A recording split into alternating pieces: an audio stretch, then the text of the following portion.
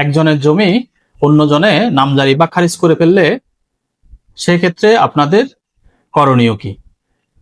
অর্থাৎ যদি আপনার জমি অন্য কেউ নামজারি করে ফেলে সেই ক্ষেত্রে আপনার করণীয় কি? আপনি ওই জমি ফেরত পাবেন কিনা? আমাদের দেশে সচরাচর দেখা যায় ওই জমির মালিক হচ্ছে একজন, কিন্তু আরেকজনে ওই জমিটি তার নামে খারিজ করে নিয়েছে, অর্থাৎ নামজারি করে নিয়েছে।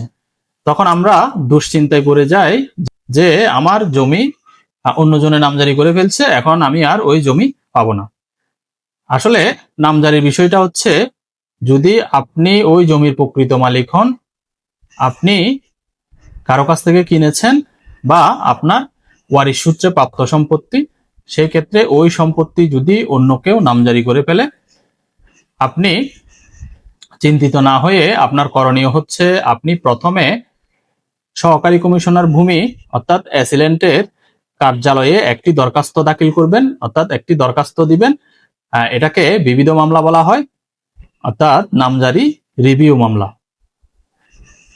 প্রথমত একটি দরখাস্তের মাধ্যমে এই মিস মামলাটি দায়ের করবেন। মিস মামলা দায়ের করার পরে অ্যাসিল্যান্ট অনেক সময় একটা শুনানির ব্যবস্থা করে, অর্থাৎ তামাদি শুনানি করে। যদি নামজারিটি দীর্ঘদিনের হয়, অর্থাৎ দীর্ঘদিন পুরনো হয়, সেই ক্ষেত্রে অনেক সময় তামাদি শুনানি দেয়। তামাদি শুনানিতে আপনি যদি অ্যাসিল্যান্ট মহোদয়কে কনভিন্স করতে পারেন যে আপনার কারণ ছিল বা আপনি একটি বৈধ কারণে আপনি নির্দিষ্ট সময়ের মধ্যে এই মিস মামলাটি দায়ের করতে পারেন না, তখন যদি অ্যাসিল্যান্ট মহোদয় সন্তুষ্ট হয় সেক্ষেত্রে আপনার আবেদনটি গ্রহণ করবে।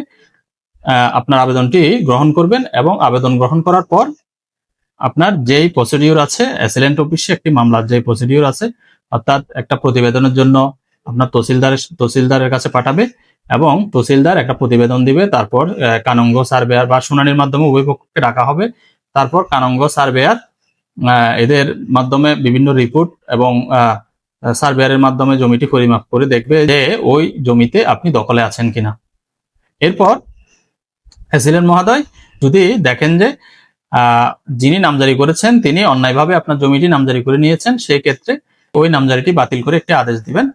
পরবর্তীতে আপনি ওই আদেশের মাধ্যমে আপনার কাগজপত্র দিয়ে আপনি ওই জমিটি আপনার নামে নামজারি করে ফেলতে পারবেন। এখন বিষয় হচ্ছে, যদি অ্যাসিল্যান্ট মহোদয় আপনার নামজারির আবেদনটি গ্রহণ না করেন সেই ক্ষেত্রে আপনি কি করবেন?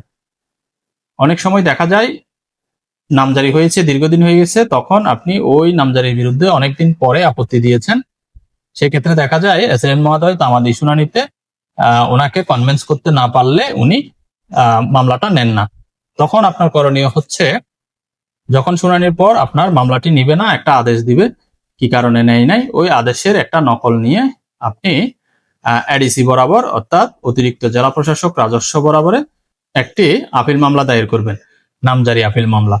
যখন এডিসিতে আপনি নামজারি আপিলের দরখাস্তটি জমা দিবেন, তখন এডিসি অনেক সময় আপনার মামলাটা আমলে নিয়ে উভয় পক্ষকে নোটিশের মাধ্যমে শুনানির ডেট দেয় এবং অনেক সময় দেখা যায় ওই মামলাটি নিষ্পত্তির জন্য অ্যাসিল্যান্টের বরাবরে প্রেরণ করে। যখন অ্যাসিল্যান্টের বরাবর প্রেরণ করবে তখন আপনারা যথারীতি যে নিয়মে অ্যাসিল্যান্টে মামলা হলে আপনারা শুনানি করতেন, ওই নিয়মে শুনানি করে আপনারা আপনাদের নামজারি মামলার কার্যক্রম চালিয়ে যেতে পারেন।